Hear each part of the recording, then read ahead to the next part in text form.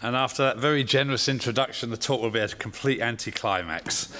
But it's also a pleasure to be back. I've spoken in this particular hall many times before. What I want to do is indeed focus on climate change rather than impact assessment. You're the expert, so I want to try and go through, what's the state of knowledge. Now, the question is why the slides won't progress. That's what I'm doing. Oh, this one up. Fine. Okay, the first point, of course, which all of you know, is climate change is not only an environmental issue, it's a development issue, it's a security issue. It absolutely is threatening to undermine food, water, energy, human security. It adversely affects the economy. It affects our ability to alleviate poverty, affects human health. It degrades biodiversity and ecosystem services, and it can affect security all the way from the personal to the regional level. It's also an intra-generational equity issue. We in the north, of course, the problem, but predominantly it's people in the south that will be adversely affected. It's absolutely critical to realise we can't think of climate change in isolation of the other big environmental issues. Climate change affects stratospheric ozone depletion. It affects biodiversity, forest, water, air quality, and desertification. But in turn, desertification, loss of biodiversity, stratospheric ozone depletion all affect climate change. We've got international conventions on ozone depletion, climate change, desertification, and biodiversity. These issues are quite often treated by different government departments, and therefore I think we have a dysfunctional system that unless all of the departments in a particular government work together across this suite of issues, unless we can get the international conventions to work across, we're going to try and find solutions to one of the issues like climate change that could be potentially good or bad for biodiversity, good or bad for land degradation. So the first message is we need to understand the interlinkages in a scientific manner, but also what are the policy interlinkages between all of these various issues. Clearly, what we have to do is look at risk, and they're difficult to compare. Fundamentally, there's very diverse and disparate nature of the risks. How do we look at the risk of food security versus loss of genetic variability? There's a lot of inequality in the data. In some parts of the world, we've got very good information on climate change and how it is potentially going to affect different ecological systems, socio-economic sectors, or human health. In others, a complete scarcity of data. There's a lot of subjectivity and values. Who defines what dangerous is? It's clearly a socio-political issue. It's not one for the scientific community. So there is a real issue of how you define dangerous, which is in the main article of the Climate Convention. Uncertainty, we normally don't deal with it very well, but uncertainty, both in climate projections and in the impact of climate change on ecological systems, socio-economic systems, and human health, all have to be looked at rather carefully. I think when we look at risk of climate change, we need to look at it at least, what are the social implications of the risk? What are the economic implications? And what are the environmental implications? And therefore, we can sort of look and effectively do a relative scaling of it. Is the impact very low or is it catastrophic? And so one can go through to look at climate change affecting all the various issues, look at it from a couple of perspectives on social consequence of the detriment, say, human health and well-being, or it can be on social trust, cohesion, and community resilience. This is some work we're doing at Cranfield University in the UK, but not actually just on climate change. I've adapted the slide a little bit. We're trying to look at how do you look at the risk of nanotechnology versus floods and animal health. Three totally different issues, and the sort of framework we're trying to work from is this particular framework, but it works perfectly well, in my opinion, of thinking through climate change.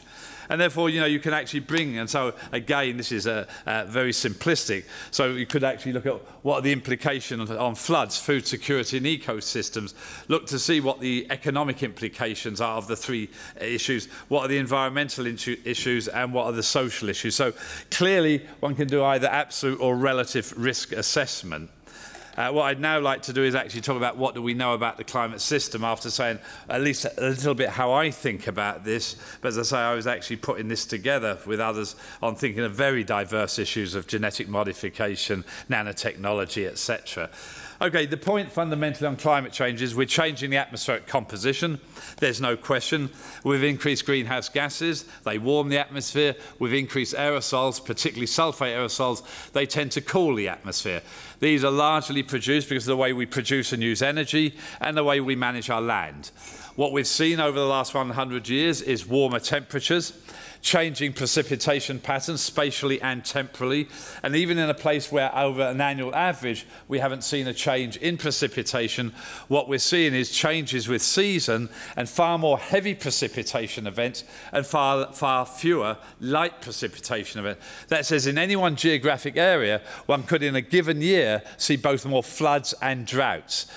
So one can't look at annual precipitation, one has to look at the temporal precipitation, especially the heavy precipitation events. We're seeing both higher sea levels, higher storm surges, 60,000 glaciers around the world are retreating, a major issue for many, many local communities in developing countries that depend on runoff, both snow and glacial runoff, for their water supply. The Greenland ice cap is melting at a rate that we can't understand scientifically. We don't understand the ice dynamics, but it's clearly melting, contributing quite clearly to sea level rise. Arctic sea ice is melting, it's becoming thinner and spatially more limited extent, especially in the summer.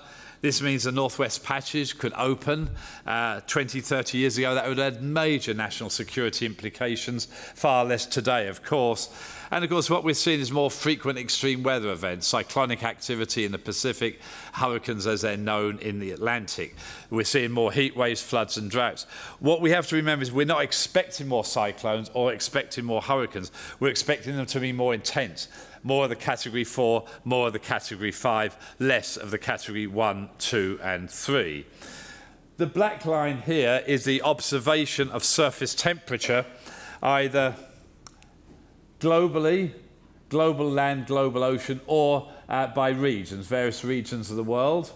The blue simulation is a climate model that tries to simulate the observed changes over the last 100 years, invoking only natural variability, changes in volcanic activity, changes in solar activity, and as you can see, the blue line does not simulate the black line either regionally or globally. We can then run a theoretical climate model that not only takes into account natural variability, but human activities, increases in greenhouse gases, increases in sulfate aerosols, changes in black carbon, changes in land albedo, changes in stratospheric ozone depletion that's caused by human activity. And that's the orangey pink line. And as you can see, globally, a good correlation, global land, global ocean, and even regionally. It was this information, along with a lot of other information, that led the fourth IPCC report to say it was very likely, greater than 95% confidence interval, that most of the observed changes in the last 50 to 60 years are due to human activity. The other way to turn it around is we cannot explain the observed changes on natural phenomena. But of course, it's the future we care about, not the past. But if we don't understand the past, we've got no confidence in our projections for the future. And we don't know what the greenhouse gas emissions are going to be, or the precursors of sulfate aerosols. They're dependent on economic factors, demographic factors, choice of technology, socio-political factors, and human choice, behaviour. And so here what we have is low, medium, and high emissions. These are one-dimensional models, and you see lots of lines here for the 2020s, 2020 to 2029, or 2090 to 2099. There's about 10 really good theoretical models in the world today, and that shows the spread of the projections of global mean surface temperature. On the right, which is much more interesting, is to show that the Earth does not warm uniformly.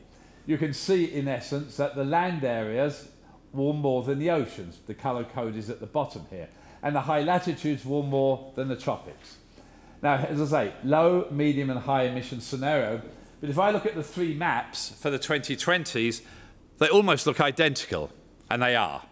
And the reason is the Earth's climate for the next 2 to 3 decades is already predetermined by the emissions we've already put into the atmosphere. We cannot affect the Earth's climate for at least 2 to 3 decades. If you look at the decade of the 2090s, they're very different. as you go from low to medium to high emission scenario, you can see, for example, for the high latitudes, it's typically 3 to 4 degrees Celsius for the 2090s for low emissions. By the time you get to high, it's probably greater than 7.5 or 8 degrees Celsius. So in other words, when you do an impact statement, it's absolutely irrelevant what you assume for emission scenarios in the 2010s, 2020s and 2030s. It's irrelevant. But if you want to do an impact statement of what's plausibly going to happen in the 20s, say 50s, 60s, 70s, 80s and 90s, it becomes very dependent on the greenhouse gas emission scenario. Precipitation, crucial for most systems and actually much harder to predict. The climate models have got much more variability in their projections, and so this is an average of half a dozen models for December, January, February, June, July, August is just one of the emission scenario. But the general picture is it becomes wetter in the high latitudes of both hemispheres and a little wetter in the tropics, but much, much drier in the subtropics of both hemispheres. And that's a general picture, but there is much more variability between the various models, much more variability.